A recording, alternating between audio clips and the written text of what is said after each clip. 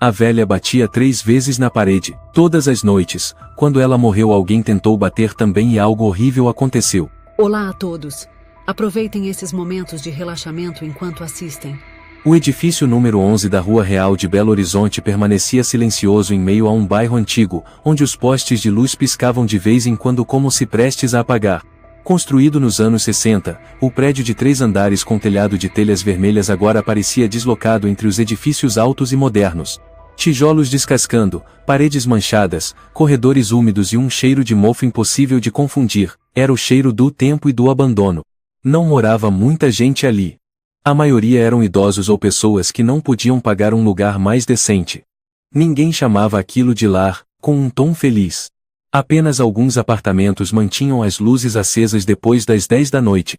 E quando a cidade mergulhava no sono, aquele prédio ganhava vida com os sons mais incômodos. O gotejar constante de um cano vazando, o vento assobiando pelas frestas das portas e 3 batidas secas na parede. Todas as noites, exatamente à 1 da manhã. 3 batidas. Resmungou Miguel, o velho do andar de baixo, ao conversar com o carteiro. Bate como se estivesse chamando algum espírito. Quem fazia aquele som era a dona Rosária Muniz, 78 anos, que vivia sozinha no apartamento 3B. Quase ninguém no prédio falava com ela. Uns diziam que era gagá, outros que lançava maldições em alguém. Rosária quase nunca saía, exceto uma vez por mês para comprar remédios e leite. Seu rosto era ossudo, a pele enrugada como jornal molhado, os olhos opacos mas sempre fixos, sem desviar, quando alguém cruzava com ela. Aquela mulher me olhou como se soubesse que eu fosse morrer hoje à noite, brincou Lúcia, a estudante que acabara de se mudar para o 1º andar, ao comentar com o namorado sobre a primeira vez que viu Rosária. Mas na voz dela havia uma hesitação difícil de esconder. Dona Rosária tinha o hábito de bater 3 vezes na parede todas as noites, exatamente à 1 da manhã. Nem um segundo de diferença. Mesmo nas noites de tempestade, com trovões rasgando o céu, ainda era possível ouvir o toque, toque, toque, vindo de seu apartamento. As crianças da vizinhança diziam que ela estava conversando com fantasmas. Uma delas chegou a contar que, se alguém batesse 3 vezes de volta, ela parava. Ninguém acreditava, mas também ninguém se atrevia a testar. Para todos, Rosária era uma fenda estranha que ninguém queria tocar. Solitária, excêntrica e assustadora. Até que numa noite fria e chuvosa no fim de novembro, um cheiro de morte começou a se espalhar pelo corredor. Pensei que fosse rato morto. Contou seu José, que morava no térreo. Mas depois... aquele cheiro. Era diferente. Algo mais doce, mais forte. Como carne estragada deixada ao sol. Foi o próprio seu José quem chamou a polícia. Ninguém via Rosária sair de casa havia quase uma semana. Pacotes de correspondência se acumulavam na porta. Quando os policiais chegaram e arrombaram a entrada, o apartamento 3B estava mergulhado na escuridão, apenas a luz fraca da cozinha piscava, prestes a apagar. Dona Rosária jazia na cama, o corpo ressecado como um pedaço de lenha. O cobertor a cobria inteira, mas uma das mãos ossudas ainda segurava firmemente um pequeno pedaço de papel. Nele, havia apenas 6 palavras rabiscadas com tinta azul. Não deixe ele sair de lá. O quarto não apresentava sinais de arrombamento. Sem sangue, sem ferimentos, sem nada fora do lugar. A perícia inicial concluiu, morte por insuficiência cardíaca. Velhice. Frio noturno e talvez a solidão, que corroeu silenciosamente seu coração até o último instante. Deve ter perdido o juízo. Comentou o jovem policial André ao sair do apartamento. Falava com fantasmas batendo na parede, e acabou com medo de alguma coisa que ela mesma inventou. Que pena! A notícia da morte de Rosária provocou reações diversas entre os moradores do prédio. Alguns ficaram em silêncio, em sinal de pesar. Outros respiraram aliviados. Pelo menos, não tem mais batidas à 1 da manhã. Disse Bárbara, a viúva do 2C. Como se tivesse sido libertada. Ninguém conseguia dormir com aquilo toda noite. O único que parecia realmente triste era seu João Alves, aposentado, ex-professor de filosofia. Morava ao lado de Rosária, e embora não fossem próximos, de vez em quando deixava pão fresco na porta dela. Ela não era louca como todo mundo pensa. Disse ele ao investigador. Tinha algo dentro dela que nunca contou a ninguém. Já ouvi ela sussurrar alguma coisa depois das batidas. Muito baixo, como se temesse que alguém escutasse. O inspetor-chefe Ernesto Guimarães olhou em volta no apartamento. As paredes cobertas de mofo, quadros antigos pendurados tortos. Uma foto em preto e branco sobre a mesa mostrava Rosária jovem, bonita e radiante, ao lado de um menino de uns 10 anos. É o filho dela? Perguntou Guimarães. Não sei. Ninguém nunca viu o filho dela. Dizem que teve, mas parece que desapareceu há muito tempo. Respondeu seu João. O velório de Rosária foi simples. Sem parentes, sem ninguém para reclamar o corpo. A prefeitura se encarregou do enterro no cemitério público, com a presença apenas de seu João e um agente de saúde. O vento soprava forte, o céu estava cinzento, como se a própria Belo Horizonte se despedisse dela. Uma semana depois, o apartamento 3B foi lacrado e colocado novamente para alugar no sistema municipal. O preço era surpreendentemente baixo. Diziam que alguém já havia alugado um casal jovem vindo de São Paulo.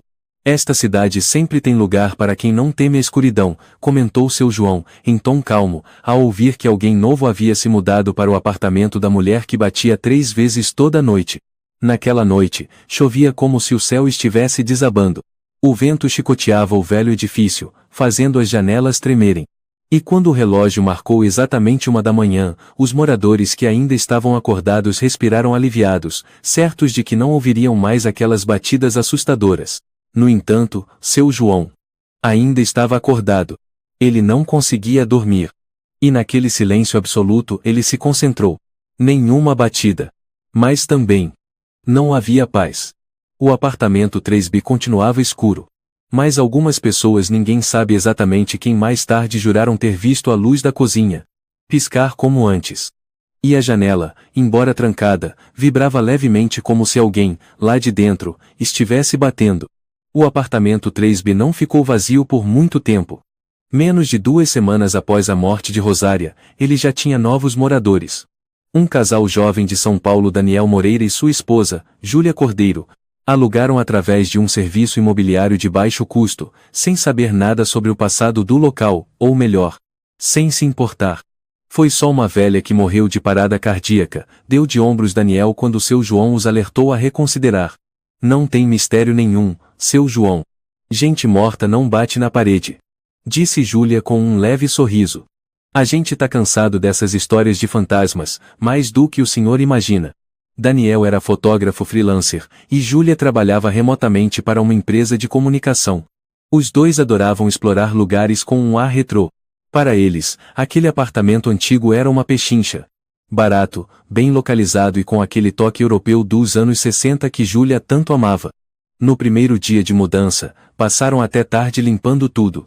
Júlia notou algumas manchas acinzentadas na parede do quarto, encostada com o apartamento 3. Bem antigo mesmo, murmurou ela, tentando limpar com um pano, mas acabou espalhando a mancha como se fosse sangue absorvido por papel. Mofo? Acho melhor chamar um profissional para ver isso. Daniel estava tirando as velhas cortinas. Eu gosto desse lugar. Tem um clima artístico. Pensa bem, vai ver, a gente ainda consegue fazer um ensaio fotográfico cheio de mistério aqui. Júlia lançou um olhar para o marido. Chega. Não começa com essas coisas que dão arrepios. Naquela noite, enquanto jantavam pela primeira vez no meio das caixas ainda fechadas, Daniel ligou o rádio numa estação local antiga, que só tocava boleros cheios de chiados, como se viessem de uma década esquecida por todos. Sabia que, disse Júlia, o vizinho de baixo contou que a dona Rosária batia 3 vezes na parede toda noite. Chamando o espírito? Daniel fez uma careta e deu risada. Ou se comunicando com alienígenas. É sério. Um senhor chamado Miguel contou. Sempre à 1 da manhã. 3 batidas, certinho. Daniel apoiou o queixo na mão. E se a gente tentar? Tentar o quê? Esperar dar 1 hora. E bater 3 vezes.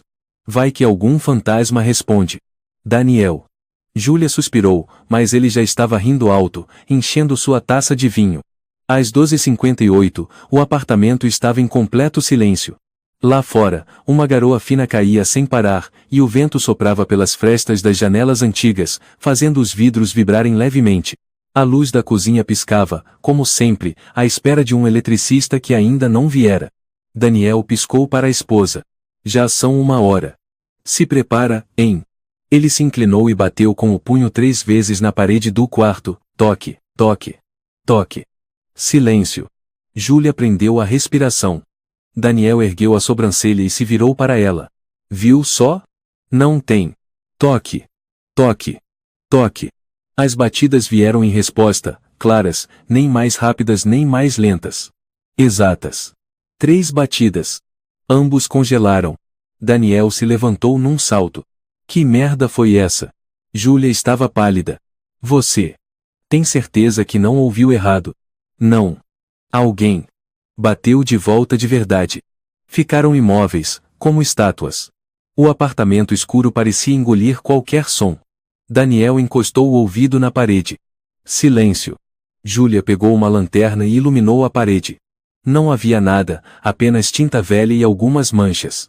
Mas uma marca úmida nova aparecera na parte inferior da parede, onde o piso de ladrilho se encontrava. Uma gota escorreu. Depois outra. A mancha parecia crescer minuto a minuto. Deve ser rato. Daniel murmurou. Rato sabe bater 3 vezes no mesmo ritmo. Júlia respondeu fria. Eles não dormiram naquela noite. Daniel ficou acordado até quase 4 da manhã, os olhos fixos na parede. Júlia deitou virada para a outra parede, a que fazia divisa com o antigo apartamento de Rosária. Tentava fechar os olhos, mas entre os ruídos da chuva lá fora, como agulhas contra o vidro, ouviu um som vindo da parede, uma respiração. Muito suave. Muito próxima. E contínua. Na manhã seguinte, foram ao café da esquina, um lugar antigo chamado A Névoa, onde velhos jogavam dominó. Quem os atendeu foi Inês, uma moça de trança no cabelo preto, magra como um galho seco, que sabia tudo sobre o bairro. O apartamento 3B. Inês perguntou, ao colocar 2 cafés sobre a mesa. Os antigos moradores foram todos embora. Uns dizem que tem fantasma. Outros que ouvem choro à noite. Júlia franziu a testa. É sério isso? Ninguém sabe ao certo. Mas a Rosária era uma mulher estranha. Pouca gente falava com ela. E o mais esquisito era esse negócio de bater na parede. Ela realmente batia 3 vezes toda noite, né? Daniel se intrometeu. Inês assentiu. Como um relógio. Chamavam ela de Ladel Toque, a mulher das batidas. Uma vez acordei de madrugada para ir ao banheiro e ouvi ela sussurrar alguma coisa depois das batidas. Mas não consegui entender o que era. E depois que ela morreu? Sussurrou Júlia. Inês abaixou o olhar. Ninguém mais ouviu nada. Até ontem. Daniel engoliu seco. Ontem? Inês olhou para ele, os olhos castanhos com um leve brilho de preocupação.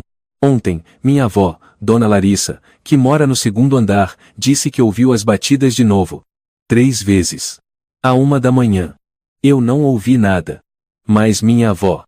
Ela nunca mente. Daniel e Júlia ficaram calados. O café estava amargo como fel. Naquela tarde, voltaram ao apartamento. Júlia verificou a parede, a mancha úmida havia subido até a altura dos joelhos. Daniel acendeu a luz da câmera para tentar registrar o que via, mas as imagens saíam turvas, como se envoltas em neblina. Naquela noite, Júlia não disse uma palavra. Sentou-se à mesa com um livro na mão, mas não conseguia ler uma linha.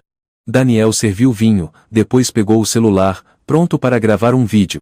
Se acontecer de novo, disse ele, vamos ter prova. E vai fazer o que com isso? Perguntou Júlia. Mandar pro Vaticano? Daniel riu, mas de forma tensa. Quando o relógio marcou 12h59, eles se entreolharam. 1 minuto depois, Daniel voltou a bater. Toque. Toque. Toque. Silêncio. 30 segundos se passaram. Toque. Toque. Toque. A resposta ecoou do outro lado da parede. Mas dessa vez veio acompanhada por um som leve de arranhado, como unhas roçando no cimento. Daniel desligou o celular. Não tô mais brincando. Nem eu. Respondeu Júlia. A gente tem que fazer alguma coisa. Daniel assentiu. Amanhã vou chamar alguém para verificar a parede. Pode ser um bicho morto lá dentro ou cano estourado. Deve ter uma explicação. Tem que ter. Mas ao se deitarem, Júlia não conseguia dormir. O vento do lado de fora soava como sussurros. E em sonho, ela viu uma moça de cabelos longos, amordaçada, gritando no escuro, mas ninguém ouvia. Júlia despertou às 5 da manhã, arrepiada apesar do ar-condicionado estar desligado. O quarto tinha um cheiro rançoso, forte, como tecido mofado guardado por muito tempo. Ela saiu da cama, os pés descalços tocando o chão gelado. Havia uma névoa fina nos vidros da janela. Lá fora, Belo Horizonte ainda estava mergulhada na escuridão.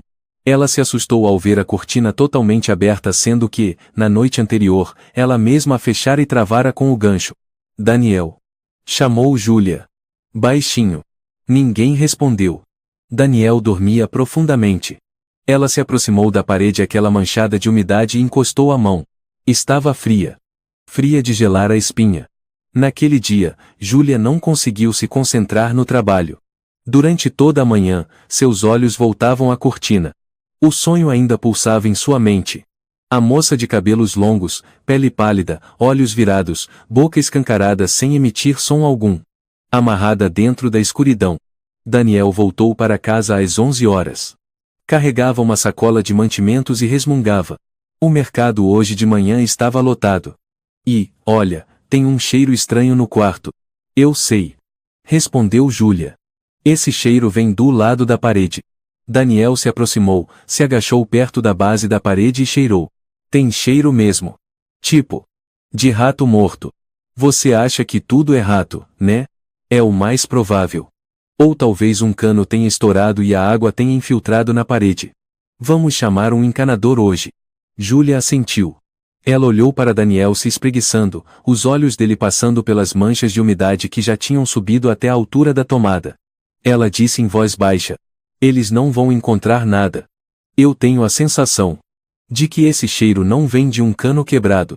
À tarde, eles chamaram um técnico, Guilherme Machado, um homem de meia idade, barba cerrada, vestindo um macacão desbotado e um boné com a inscrição Fixmaster.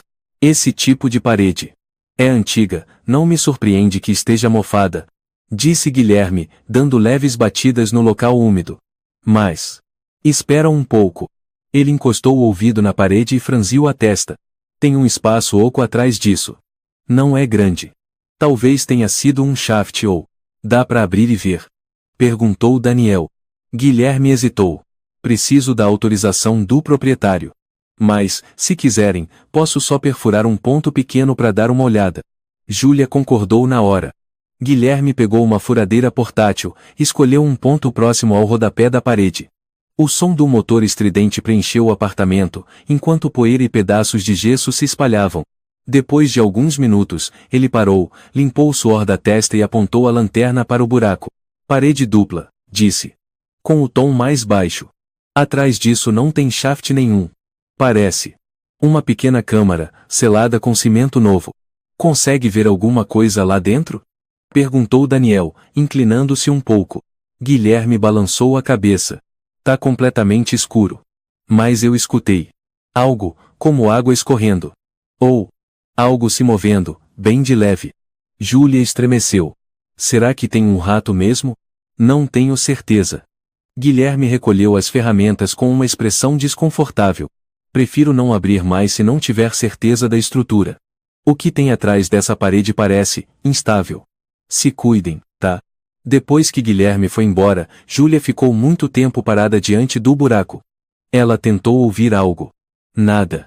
Mas a mancha úmida continuava a se espalhar.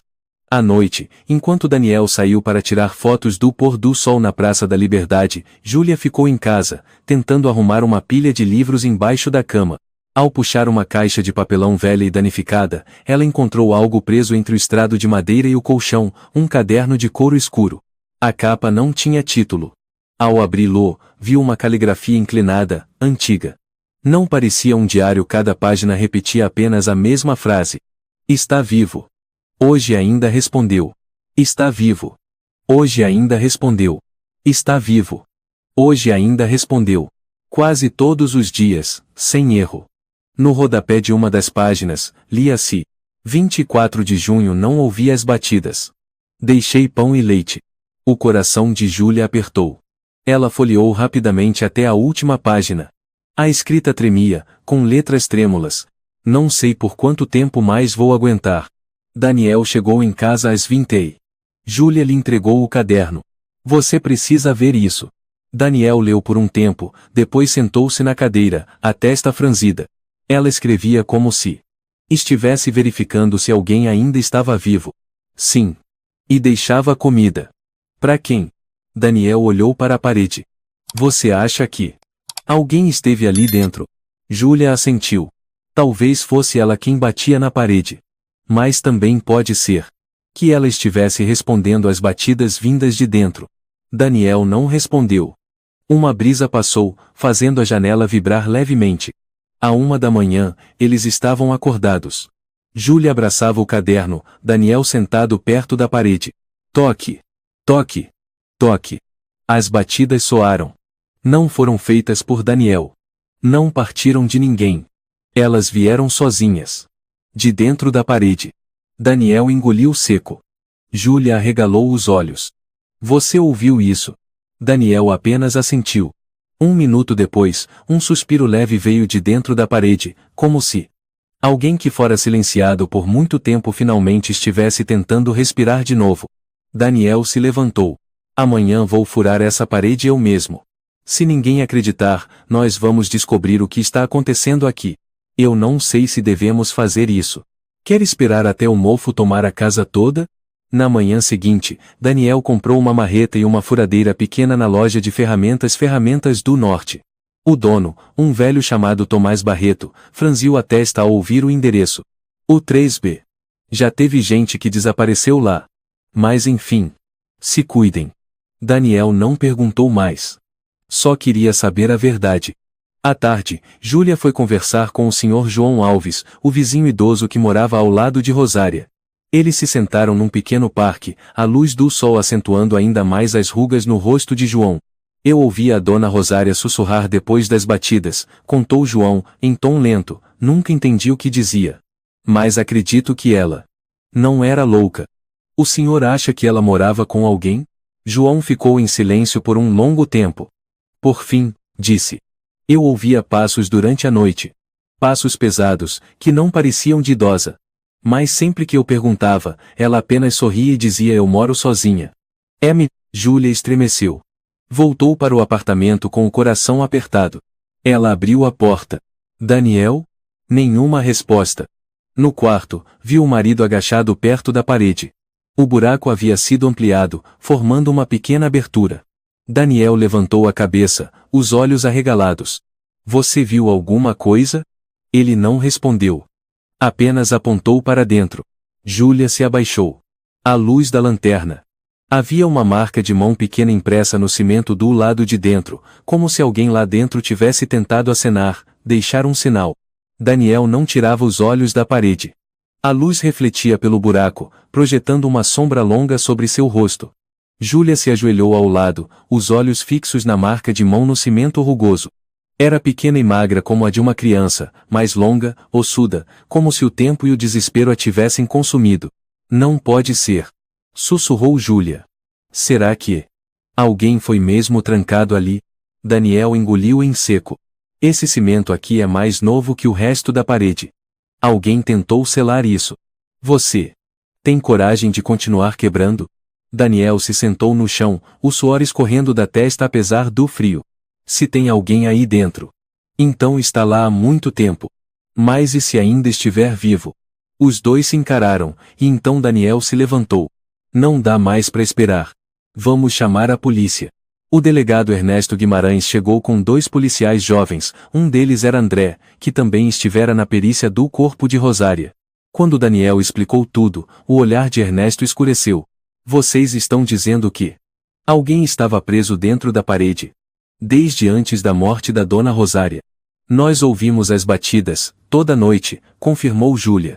E ontem à noite, ele encontrou uma marca de mão. Aqui. Daniel iluminou com a lanterna para que todos vissem. André se abaixou e tocou na marca.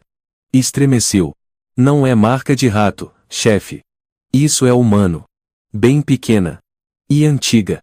Ernesto franziu a testa. Não há registro de desaparecimento ligado a esse apartamento nos últimos 3 anos. Mas vou chamar a equipe de demolição. 1 hora depois, a equipe técnica da cidade chegou. 3 homens vestindo macacões laranja, com martelos pneumáticos, marretas e cortadoras. Eles isolaram a área ao redor da parede e instalaram refletores de alta potência. Daniel e Júlia ficaram perto da porta.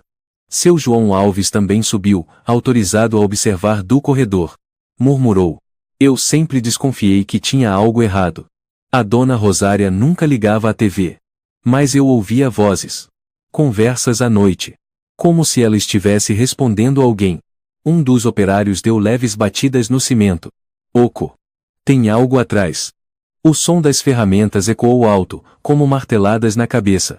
Pedaços da parede começaram a cair, revelando uma estrutura de tijolos antigos, vermelhos, rústicos, como se fossem de décadas atrás. A poeira subiu densa no ar. Abre mais um pouco. Gritou o chefe da equipe. Outro trabalhador usou uma alavanca para remover os tijolos, um por um. Quando o último caiu, abriu-se um espaço escuro, uma câmara estreita como um caixão em pé, completamente mergulhada na escuridão. Um jato de ar frio escapou. Todos ficaram paralisados. Um cheiro forte e metálico se espalhou, não exatamente de cadáver, mas o odor cru de carne viva. Esquecida. Ernesto ergueu a lanterna e iluminou o interior. Um grito rompeu o silêncio.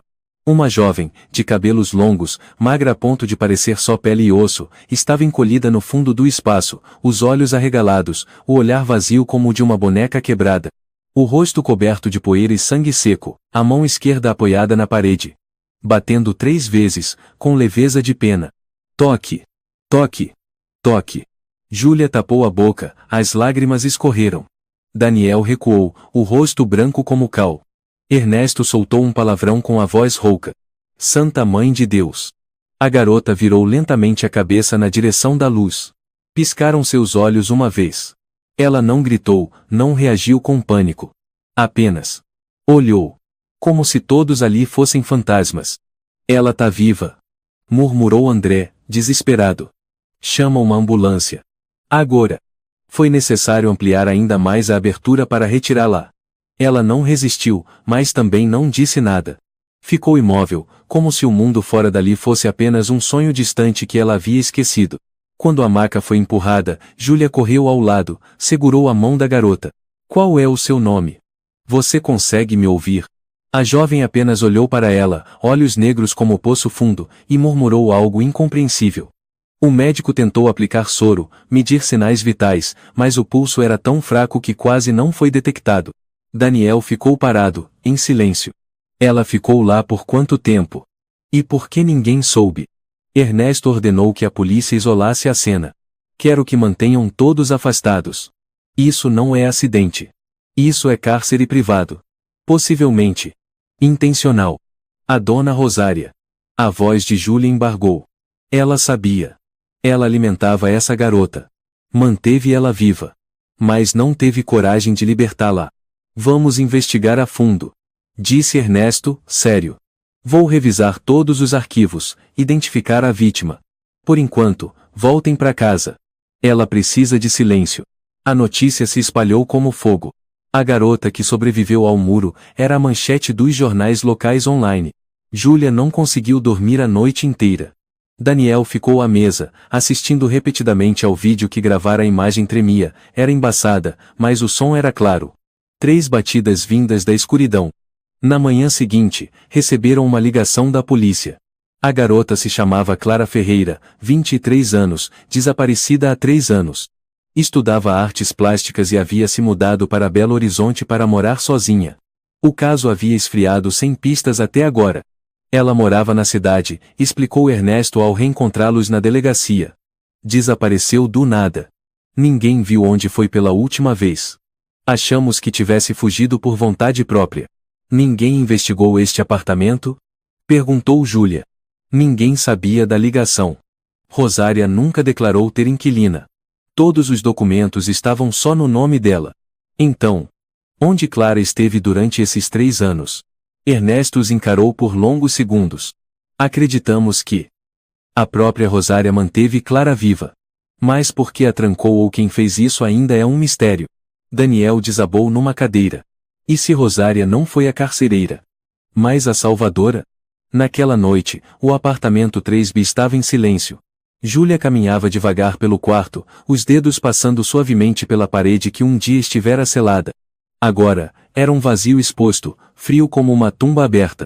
Ela sentou-se, abraçando um travesseiro, e murmurou: se eu tivesse passado 3 anos ali, teria enlouquecido. Daniel se aproximou e sentou-se ao lado dela. Mas ela não enlouqueceu. Ela respondeu. Ela esperou. E Rosária continuou a bater, toda a noite, dizendo: você ainda está viva. Os dois ficaram em silêncio. Lá fora, a chuva recomeçava. Clara Ferreira foi levada ao Hospital Universitário de Belo Horizonte em estado grave de desnutrição. Os médicos a descreveram como um espectro vivo. Pele e osso, os índices nutricionais em alerta máximo, unhas quebradiças. Mas o que mais preocupava era seu estado mental. Clara não falava, não reagia a conversas, não chorava, não demonstrava raiva, apenas fixava o olhar no vazio e batia 3 vezes em qualquer superfície próxima. Toque, toque, toque. Como uma respiração. Como um pedido de socorro. Como o último fio que aprendia a existência. A chefe do setor, doutora Estela Vasconcelos, foi a primeira a notar algo estranho. Ela bate 3 vezes. Com regularidade mecânica. Sem força, sem pressa. Como se fosse um voto. Ernesto ligou pessoalmente para a família de Clara. A mãe, Teresa Duarte, chorou até perder a voz ao telefone. Eu pensei que minha filha tivesse morrido. 3 anos. Todos os dias eu esperava por um corpo, uma ligação do necrotério, um sonho avisando a morte. E agora o senhor diz que ela está viva? Ela está viva, respondeu Ernesto. Mas não podemos garantir que esteja inteira. Naquela tarde, Júlia foi ao hospital com Daniel, levando um pequeno buquê de flores brancas. Eles puderam ver Clara por uma janela da ala de isolamento. Ela não parece uma sobrevivente, sussurrou Júlia. Parece alguém que saiu de um pesadelo sem fim. Clara estava encolhida na cama, os joelhos junto ao peito, as bochechas fundas. O olhar continuava vazio. Mas quando o enfermeiro entrou para trocar o soro, Clara bateu levemente na lateral da cama. Toque, toque, toque. O enfermeiro, um homem de meia idade chamado Paulo Ramos, parou por um segundo e sorriu de canto. Não sei o que ela está tentando dizer, mas acho que é algum tipo de código. Daniel murmurou. Não é código. É sobrevivência. Enquanto Clara era mantida sob observação intensiva, a polícia iniciou uma investigação mais profunda. Ernesto solicitou a revisão completa de todos os registros ligados a Rosária Muniz. Uma informação inesperada surgiu. Rosária tinha um filho chamado Antônio Muniz, nascido em 1974, que havia trabalhado como enfermeiro no Hospital Psiquiátrico Santa Cecília, em Teresina. Ele foi demitido em 2016 após um incidente grave. Antônio foi acusado de matar um colega usando um tubo de ventilação, durante um turno noturno. Foi declarado mentalmente instável, informou o investigador responsável pelos arquivos. Antônio foi internado compulsoriamente. Mais 1 ano depois, ele desapareceu. O hospital registrou que ele saiu durante uma noite de março de 2017. Nunca mais foi encontrado. Ernesto franziu a testa. Será que ele voltou para Belo Horizonte? Escondeu-se na casa da mãe? O jovem policial André contestou. Ninguém jamais viu um homem morando com Rosária. Todos os vizinhos dizem que ela vivia sozinha há anos. Então onde ele estava? Se ninguém entrava ou saía, como Clara foi trancada ali? André hesitou por um momento, depois disse. Existe uma possibilidade. Ernesto encarou. Fala. As câmeras antigas do prédio. O sistema foi desativado em 2020. Mas posso tentar recuperar os dados antigos, se ainda estiverem salvos. Ernesto assentiu. Faça isso. Quero saber quem entrou ou saiu do 3B nos últimos 3 anos. 2 dias depois, André trouxe os resultados. Um trecho de vídeo datado de agosto de 2022, gravado à meia-noite, a imagem em preto e branco era borrada. Um homem de cabelos compridos, postura encurvada, usando um casaco pesado e um boné que cobria o rosto, entrou pela porta principal do edifício, subiu até o 3º andar. E desapareceu do enquadramento. Apareceu 3 vezes em 6 meses, disse André. A última foi em dezembro do ano passado. Ernesto tamborilou os dedos na mesa. Agora eu tenho certeza. Antônio voltou. Ficou escondido no apartamento. Trancou Clara. Rosária sabia, mas se calou por medo. Júlia, ao ser informada, ficou em silêncio. Ela Foi forçada a viver assim. Tentava manter Clara viva, sem levantar suspeitas. Daniel acrescentou. E todas as noites, ao ouvir as batidas, ela batia de volta, como se dissesse, ainda estou aqui. Você ainda está viva. Naquela noite, Júlia não conseguiu dormir. Sentou-se à mesa de jantar, abriu novamente o caderno de Rosária. Leu página por página, linha por linha. Ainda viva. Hoje. Respondeu. Ouvi respiração. Leve. Mas ouvi. Antônio disse que sonhou que a menina queria fugir. Não podemos deixá-la fugir. Tenho medo dele. Mas tenho mais medo de que ela morra. Daniel aproximou-se, disse com voz suave. Ela não era a mulher que batia para chamar fantasmas.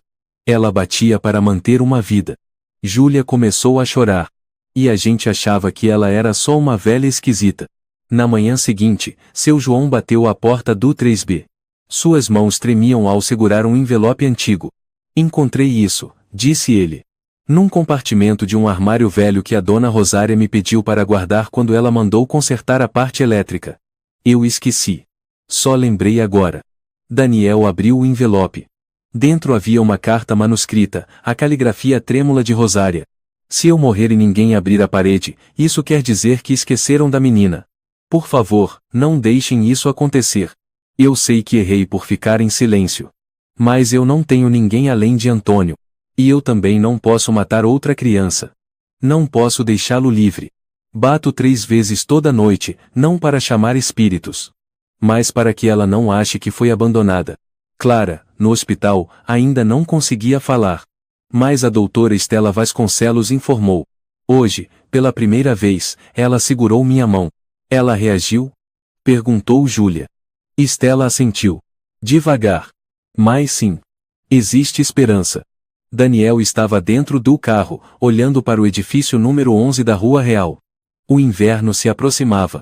O vento soprava pelas janelas rachadas, onde uma velha senhora havia vivido em silêncio aquela que antes chamavam de a mulher das batidas, mas que, na verdade, fazia um pedido de socorro por uma alma ainda viva.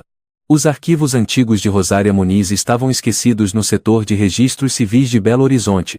Dentro, havia um maço de documentos amarelados, presos por um cordão vermelho, certidão de nascimento, registro de residência temporária e uma série de documentos relacionados ao único filho de Rosária, Antônio Muniz.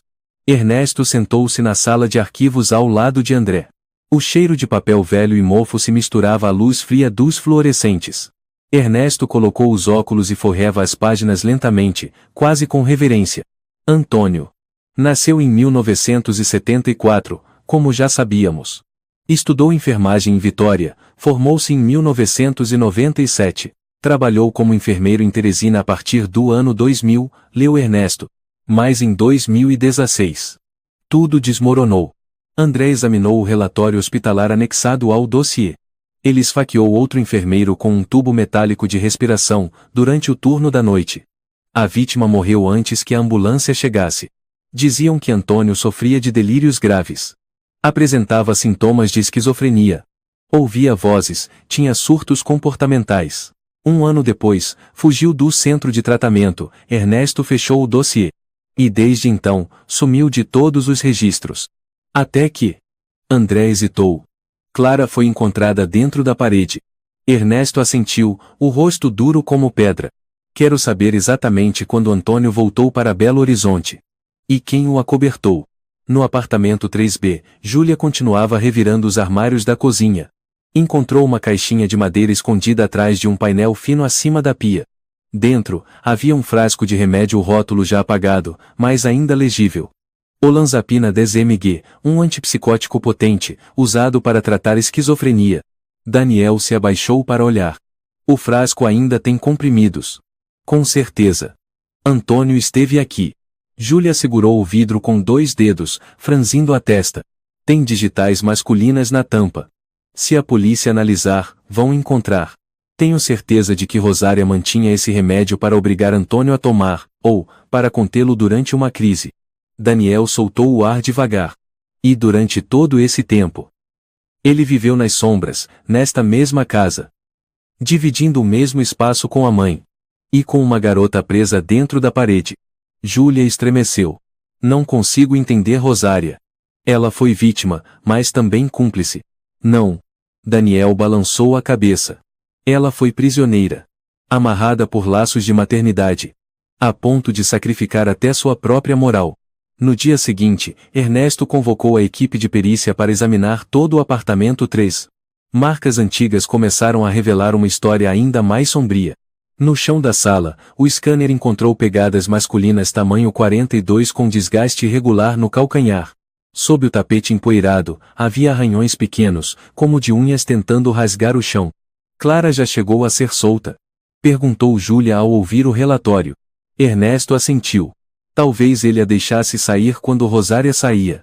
Ou simplesmente para assustá-la, e depois a trancar de novo. Daniel estremeceu. Um jogo psicológico que durou 3 anos. No canto da cozinha, a equipe de perícia encontrou uma fotografia antiga parcialmente queimada. Rosária mais jovem, com o cabelo preso com cuidado, estava ao lado de um Antônio jovem, com os 2 braços agarrados firmemente ao pescoço da mãe, como se nunca quisesse soltá-la. Na parte ainda legível do verso, lia-se: "Meu filho. Sempre será meu."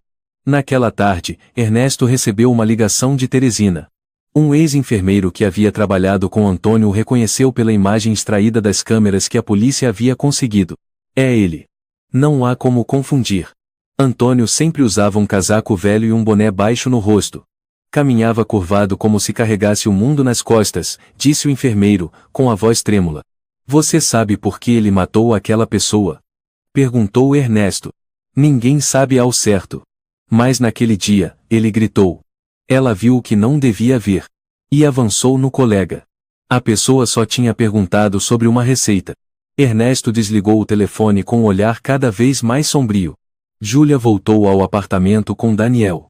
Sentou-se em frente à parede que fora quebrada. Escombros e pedaços de tijolos ainda cobriam o chão. Mas ela não olhava para ali. Fixava o olhar na parede oposta, onde Rosária costumava pendurar o relógio. Ela segurava o caderno de Rosária e virou até uma das últimas páginas. Ela sabe. A menina viu algo que não devia. Antônio tem medo de que ela conte. Preciso bater toda noite. Se ela ouvir as batidas, ela não morrerá em silêncio. Daniel estava atrás dela, pensativo. Você acha que Clara viu Antônio matar alguém? Ou presenciou algo terrível? Talvez, respondeu Júlia. Ou ele achou que sim. Naquela noite, no hospital, Clara ainda não falava. Mas parou de bater 3 vezes. Em vez disso, pegou um lápis e começou a escrever, repetidamente, a mesma frase em uma folha em branco. Ele não me esqueceu. Ele não me esqueceu. Ele não me esqueceu. No dia seguinte, a polícia de Belo Horizonte recebeu um alerta de uma mulher em situação de rua chamada Carmen Oliveira, que dormia nos arredores da estação ferroviária. Ela afirmou que, nos últimos dias, havia visto um homem de cabelos compridos, curvado, usando um casaco grosso e velho, frequentemente rondando o edifício número 11, olhando fixamente para as janelas do 3º andar. No começo achei que fosse um mendigo. Mas ele não pedia dinheiro. Só ficava ali. Olhando. Olhando sem parar, relatou Carmen. Ernesto mostrou a foto de Antônio. Carmen apontou imediatamente. É ele. O olhar dele. É de louco. Naquela noite, Ernesto saiu pessoalmente com André e 2 agentes especiais. Montaram vigilância ao redor do prédio. Ficaram escondidos dentro de um carro descaracterizado, das 22h30 até as 2 da manhã. A 1h47, a câmera de segurança de uma farmácia do outro lado da rua registrou, um homem de cabelos longos, curvado, com um casaco marrom rasgado, apareceu na entrada do beco. Ficou ali, olhando para o 3º andar. Por muito tempo. Depois, virou-se e foi embora. Ernesto abaixou o vidro. Não deixem ele escapar. Sigam-no. Eles o seguiram por 3 quarteirões, até uma casa abandonada próxima à estação. Quando Antônio cruzou a porta de madeira podre, foi imobilizado. Antônio Muniz. Gritou Ernesto. Você está preso por sequestro, cárcere privado e possível envolvimento em homicídio. Antônio se debateu, os olhos arregalados, o rosto encovado como se o sangue tivesse sumido. Ela sabe. Ela viu aquilo que não devia. O quê? Ernesto o empurrou contra a parede. Ela olhou. Ela viu dentro de mim. Ela sabe quem eu sou. Eu não podia deixá-la falar. André o algemou. Antônio começou a rir um riso quebradiço, metálico. Vocês não entendem. Minha mãe também não entendia. Mas ela nunca me traiu. Ela sabia quem eu era. Ela era meu sangue. No hospital, Clara olhava pela janela. Já não tremia. Quando o médico lhe mostrou o jornal da manhã, com a manchete da prisão de Antônio Muniz, ela observou por alguns segundos, depois pegou um lápis e escreveu: Agora está tudo bem. A notícia da menina que viveu atrás da parede dominou os jornais da Brasil durante 2 dias após a prisão de Antônio Muniz. Os tabloides disputavam manchetes sensacionalistas. Descoberta horrível em prédio antigo de Belo Horizonte. Sobrevivente de 3 anos de cativeiro criminoso é filho da dona do imóvel. Segredo na parede. Crime escondido por um amor materno doentio. Imagens de Clara Ferreira, mesmo com o rosto coberto, inundaram a mídia.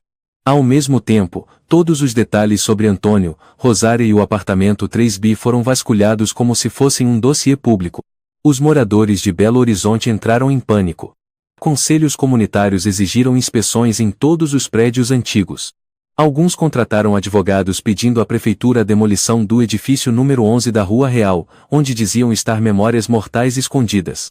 No dia seguinte à prisão, surgiu uma nova gravação da farmácia Nossa Senhora dos Anjos, a menos de 300 metros do prédio. O vídeo mostrava Antônio parado por mais de 20 minutos debaixo da chuva, encarando a janela do 3B. Sem piscar.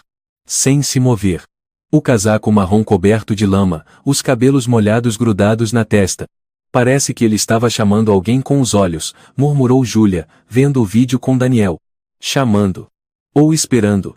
Respondeu Daniel em voz baixa. Esperando por algo que ele acreditava ainda estar lá. Rosária morreu. Clara escapou. Mas, na cabeça dele, elas nunca foram embora. Na delegacia, Antônio foi colocado em cela isolada. Psicólogos foram chamados para avaliá-lo. Um deles era o Dr. Fernando Cavalcante, especialista em transtornos delirantes graves em São Paulo. Após uma sessão de observação, escreveu em seu relatório: Antônio demonstra delírios de teor religioso extremo, obcecado com verdades ocultas e um papel de protetor contra o mal. Ele não se vê como criminoso. Acredita que manter Clara presa foi uma forma de salvar a humanidade de algo que ela viu. Vê sua mãe como única aliada. Quando fala de Rosária, seus olhos se suavizam, chega a chorar. Mas ao mesmo tempo, ameaça matar qualquer um que traia a sua mãe. No primeiro interrogatório oficial, Ernesto sentou-se de frente para Antônio numa sala escura, com apenas uma mesa de metal entre eles. Ele não come, não dorme, não reage, relatou o policial que guardava a sala. Só murmura coisas a noite inteira. Antônio ergueu os olhos quando Ernesto se sentou. Um sorriso leve surgiu em seus lábios torto e estranho. Você é o juiz? Perguntou ele. Não. Sou policial, respondeu Ernesto. Quero saber por que você manteve Clara Ferreira presa na parede por 3 anos. Antônio assentiu levemente, como se esperasse por aquela pergunta. Inclinou a cabeça, piscando devagar. Ela viu, sussurrou ele. Viu o quê? Antônio fechou os olhos. Ela viu o que não devia ver. Ela sabe quem eu sou. Ela sabe o que está dentro de mim. Ernesto manteve a calma. O que está dentro de você? Aquilo que sussurra. Ele sussurra para mim. Há muitos anos. Mas ele não gosta da luz. Ele odeia quem fala demais. E a Clara? Ele me disse que ela era um risco. Ernesto franziu a testa. Você está falando de uma voz na sua cabeça? Antônio balançou a cabeça, quase irritado. Não é uma voz. É uma sensação. Como se o sangue mudasse de direção. Como se a pele começasse a respirar. Como se os ossos recuassem para dentro. E sua mãe? Rosária. Ela sabia do que estava acontecendo. O olhar de Antônio suavizou. Ele encarou o vazio. Minha mãe. Foi a única que não me traiu. Ela não perguntava. Ela não duvidava. Ela batia 3 vezes toda noite para me lembrar que eu não era um monstro. Naquela noite, Júlia estava sozinha no apartamento 3B. Daniel tinha saído. O cômodo estava silencioso como o fundo de um poço. A luz do corredor se infiltrava suavemente, projetando uma faixa amarelada sobre o chão de ladrilhos antigos. Ela tocou a parede onde Clara havia sido mantida. Sem saber por quê, percebeu que as manchas de mofo haviam começado a desaparecer. Como se a verdade, ao vir à tona, expulsasse também a morte. De repente, ouviu-se uma batida na porta. Júlia se assustou. Abriu, era o Sr. João Alves. Você não devia ficar aqui sozinha, disse ele em voz baixa. Esta noite. Há algo estranho no ar. Júlia o convidou para entrar, preparou uma xícara de chá. Os dois sentaram-se na antiga cozinha. Seu João olhou para a parede recém-reformada, agora coberta de reboco fresco. Quando Dona Rosária ainda estava viva, contou ele, todas as noites, depois de bater, ela sentava à janela. Não lia. Não assistia à TV. Apenas olhava para o céu. Como se esperasse por algo. Perguntou Júlia. Não. Como se orasse. Mas não para Deus. Ele fez uma pausa. Ela orava para si mesma. Como se só ela soubesse o que estava protegendo. Na manhã seguinte, no hospital, Clara teve um avanço. Ela não batia mais 3 vezes. Quando lhe entregaram papel, ela escreveu lentamente. Eu posso falar, se você estiver disposto a ouvir. Adra. Vasconcelos colocou a mão no ombro dela. Clara, nós estamos ouvindo. O que você quer contar? Clara segurou o lápis com força e escreveu. Fui enganada por Antônio. Ele disse que era o dono do imóvel, me mostrou o quarto. Depois, senti um cheiro estranho no chá. Caí. Quando acordei, estava dentro da parede. Em outra linha, abaixo. Ouvi Dona Rosária todas as noites. Ela batia. Eu batia de volta. Se eu não batesse, ela ficaria preocupada. Ela fez uma pausa, depois continuou. Ela deixava pão e leite por uma fresta. Sempre sussurrava. Aguenta firme. Você não foi esquecida. As lágrimas escorreram pelo rosto de Clara. Pela primeira vez em 3 anos, ela chorou. Antônio foi declarado inimputável, incapaz de responder criminalmente pelos seus atos, e transferido para o Centro de Custódia e Tratamento Psiquiátrico Forense de Sorocaba, destinado a criminosos com distúrbios mentais graves. No dia da transferência, o céu estava cinzento, o vento cortante. Ele foi escoltado num carro blindado. Ao entrar no veículo, virou-se, olhando para Belo Horizonte, onde o telhado vermelho do edifício número 11 mal podia ser visto sob a chuva fina. Sussurrou, baixo demais para ser entendido. Ela ainda está lá. Ela não vai morrer. Eu sei. Eu sou a porta. Naquela noite, Júlia ficou sozinha na cozinha, observando a lâmpada do teto piscar. Lá fora, a chuva caía constante. O prédio ainda era antigo, ainda silencioso, mas diferente. Não havia mais batidas. Não havia mais mofo. Não havia mais cheiro de morte. Mas antes de apagar a luz, Júlia se aproximou da parede e repousou a mão sobre ela, como uma despedida. No silêncio, algo parecia ter recuado para as sombras. 2 meses após a prisão de Antônio Muniz, o inverno havia deixado Belo Horizonte, dando lugar a raios de sol tímidos que passavam pelas frestas dos telhados antigos do edifício número 11. As manchas de mofo da parede do 3B não estavam mais lá. O apartamento havia sido reformado. O cimento novo era liso, sem marcas do que ali acontecera, mas os que viveram dentro dele jamais esqueceriam. Clara Ferreira ainda estava em tratamento no Centro de Reabilitação Psicológica Santa Isabel, nos arredores de Blumenau. Um lugar rodeado de árvores, tranquilo a ponto dos pardais pousarem no parapeito das janelas. Júlia a visitava toda semana.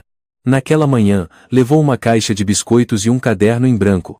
Bateu suavemente na porta do quarto 26, como já era costume. Bom dia, Clara, disse ao entrar. Clara estava sentada à janela, a luz do sol iluminando seus cabelos agora curtos, num tom castanho claro dourado. Não havia mais selvageria em seu olhar, nem vazio. Agora, Clara começava a voltar. Trouxe biscoitos? Perguntou ela suavemente, a voz ainda rouca, mas firme. Júlia sorriu, sentando-se à frente dela. Biscoitos, papel e caneta. Quer desenhar hoje? Clara assentiu. Pegou o lápis, mas não desenhou de imediato. Olhou para Júlia por um instante e perguntou. As pessoas ainda perguntam por mim? Sim. Mas recusei todos os jornalistas. Você não é manchete para tabloide nenhum. Clara baixou os olhos, a voz diminuindo. Sabia que Eu achava que não merecia ser salva. Por quê? Porque fiquei calada. 3 anos. Não gritei, não arranhei, não lutei, só bati. Bati 3 vezes como uma máquina. Como um bicho treinado. Júlia ficou em silêncio. Tocou na mão de Clara com leveza, sem assustá-la. Você sobreviveu. E nunca desistiu. Foi por causa das batidas que Rosária sabia que você ainda estava viva. Foi porque você esperou, que ela também esperou. Não subestime isso. Clara olhou para fora da janela. Um pardal havia pousado no batente de madeira, inclinando a cabeça. Ela foi a única que nunca me abandonou. Naquela noite, Júlia e Daniel jantaram no velho café à névoa, onde Inês ainda trabalhava como atendente. Uma nova ilustração adornava a parede, um desenho em preto e branco do edifício número 11, com a lâmpada fraca e a janela do terceiro andar entreaberta. De quem é esse desenho?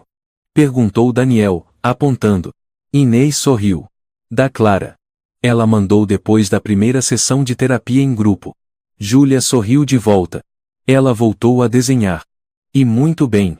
Disse Inês. Inclusive, um dos psicólogos perguntou se ela gostaria de dar aulas. Daniel se surpreendeu. Então, ela quer continuar em Belo Horizonte? Júlia assentiu. Ela disse que o único lugar onde deveria permanecer é o lugar que a engoliu. Porque só ali ela pode se entender. Durante o julgamento de Antônio Muniz, ele foi declarado inimputável, isto é, sem capacidade de responder criminalmente pelos seus atos, sendo transferido para o Centro de Custódia e Tratamento Psiquiátrico Forense de Sorocaba, destinado a criminosos com transtornos mentais graves. A juíza Paula Monteiro declarou na sentença: Antônio Muniz não é apenas um sequestrador. Ele é o símbolo de um sistema falido, onde pacientes psiquiátricos são abandonados, onde famílias encobrem crimes por laços de sangue. Mas ele precisa ser isolado. Para sempre. Clara foi convidada para a última sessão do julgamento como testemunha. Mas recusou-se a falar. Quando se levantou do banco das testemunhas, seu olhar passou brevemente por Antônio. Ele estava com a cabeça baixa, olhos perdidos, como brasas apagadas. Sem ódio. Sem nojo. Apenas o olhar de alguém que passou pelo inferno. E voltou. No dia seguinte, uma leve chuva caiu sobre Belo Horizonte. O prédio número 11 permaneceu silencioso como sempre, mas os moradores já não eram os mesmos. Um novo grupo comunitário havia sido criado. 3 batidas. Era uma campanha para incentivar os vizinhos a baterem 3 vezes na parede todos os dias, exatamente à 1h da manhã, como lembrete de que ninguém está sozinho. Bárbara, que antes odiava o som das batidas de Dona Rosária, agora era uma das participantes mais ativas do grupo. Quando dá 1h, eu me levanto. Contou ela. Dou 3 batidas. E ouço as batidas voltando de outros apartamentos. Não tenho mais medo. Agora é como um sussurro. Eu ainda estou aqui. Uma semana depois, Júlia e Daniel voltaram ao apartamento 3B. Haviam se mudado novamente após a polícia encerrar o caso e o proprietário oficializar o aluguel. A parede havia sido repintada. As manchas de mofo desapareceram. O buraco foi coberto com uma pequena estante de livros. Júlia colocou ali um vaso com gerânios vermelho escuros. Isso é para ela. Disse Júlia. Para Dona Rosária. Daniel assentiu, abriu uma lata de tinta e, na parte interna da porta da estante, desenhou 3 pontinhos. O que você está fazendo? 3 batidas. Mas não para chamar fantasmas. É para homenagear quem salvou uma vida em silêncio. Naquela noite, quando o relógio marcou 1h da manhã, Júlia acordou com a luz amarela da cozinha ainda acesa. Daniel dormia profundamente no sofá, cansado depois de montar os móveis. Júlia se levantou, foi até a parede onde antes existia escuridão, e bateu de leve 3 vezes. Toque! Toque! Toque! Momentos depois, do apartamento ao lado, veio a resposta. Toque! Toque! Toque! Júlia sorriu. Nunca imaginou que um som de batida em parede pudesse ser tão reconfortante. Um mês após retornarem ao apartamento 3B, Júlia já havia se acostumado com o silêncio estranho da madrugada. Já não havia batidas misteriosas, nem cheiro de mofo, nem aquela sensação de estar sendo observada. Apenas o som suave do vento, das páginas sendo viradas, e às vezes, o ronco leve de Daniel no sofá. Então, um novo som começou a surgir. Batidas de um pequeno coração. Júlia estava grávida. Ela descobriu numa manhã de março, quando sentiu um cansaço incomum. Fez um teste 2 risquinhos cor-de-rosa. Sentou-se imóvel na frente da pia por um longo tempo.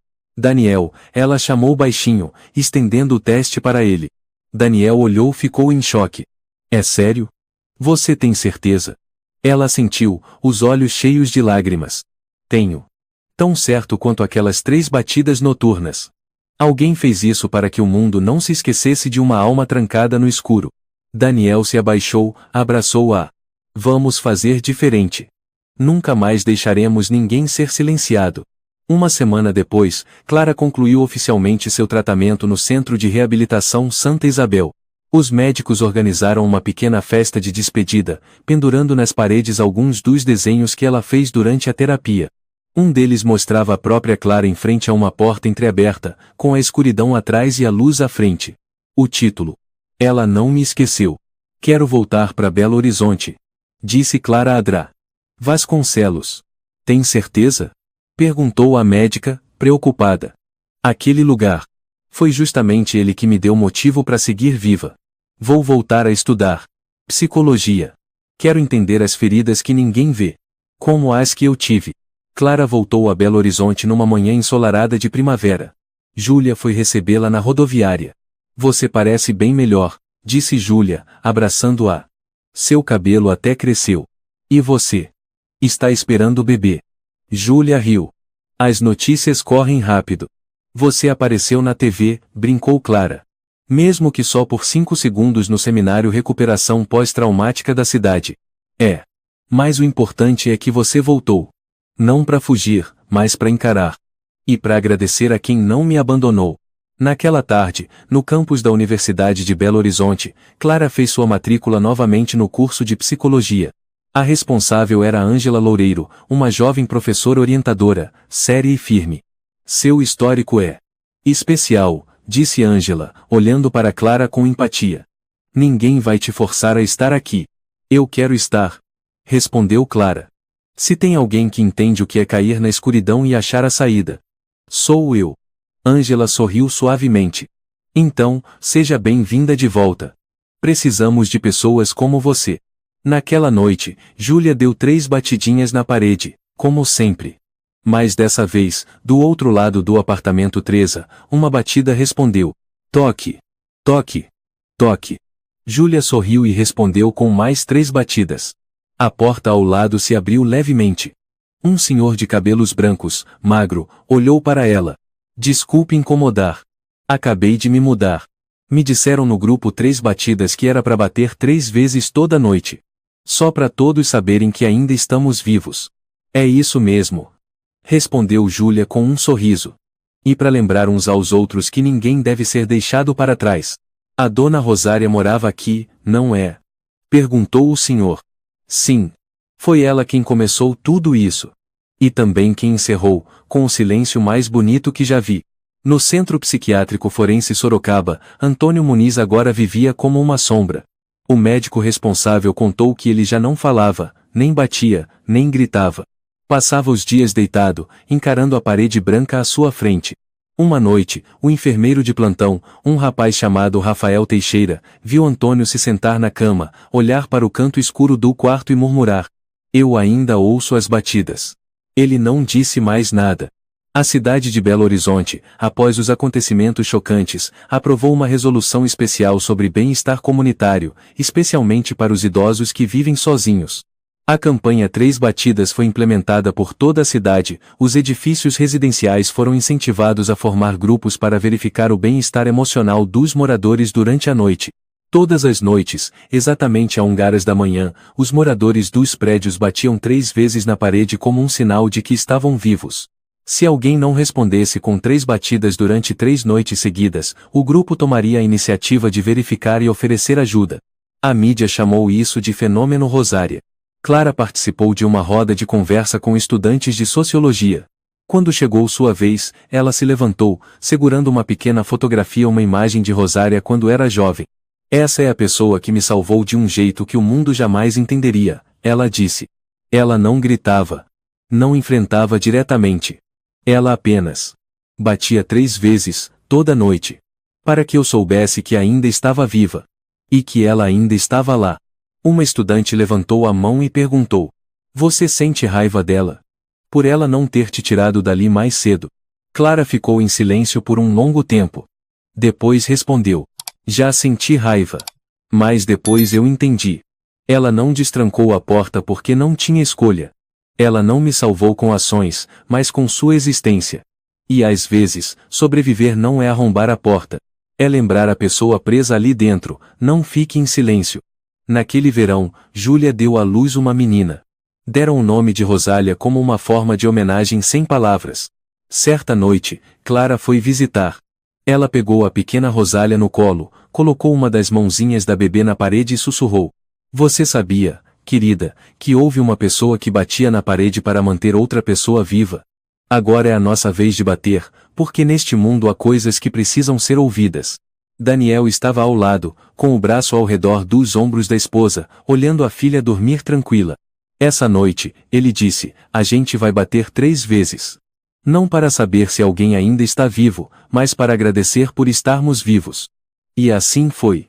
Quando a noite caiu, o prédio inteiro estava em silêncio, envolto na brisa fresca do verão. O relógio marcou exatamente 1 niaga. Toque. Toque. Toque. As batidas soaram do apartamento 3B. Toque. Toque. Toque. Vieram respostas do 3A. Depois do 3. Depois do andar de baixo. Depois do corredor.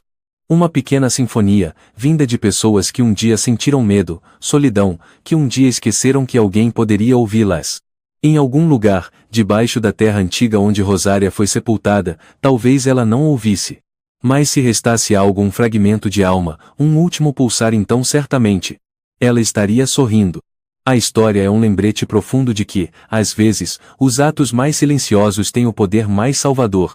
A empatia, a persistência e a compaixão, mesmo pequenas como 3 batidas no meio da noite, podem manter uma pessoa viva em meio ao inferno. Aprendemos que ninguém deveria ser deixado sozinho na escuridão, e que o amor, mesmo imperfeito, ainda pode ser o fio que liga alguém à vida. Ouça. Bata de volta. Porque alguém pode estar esperando um sinal vindo de você. Se você gostou desta história, convidamos você a dar um like e se inscrever em nosso canal. Seu apoio nos motiva a continuar trazendo histórias comoventes quase todos os dias. Estamos muito agradecidos pelo seu apoio. Até breve.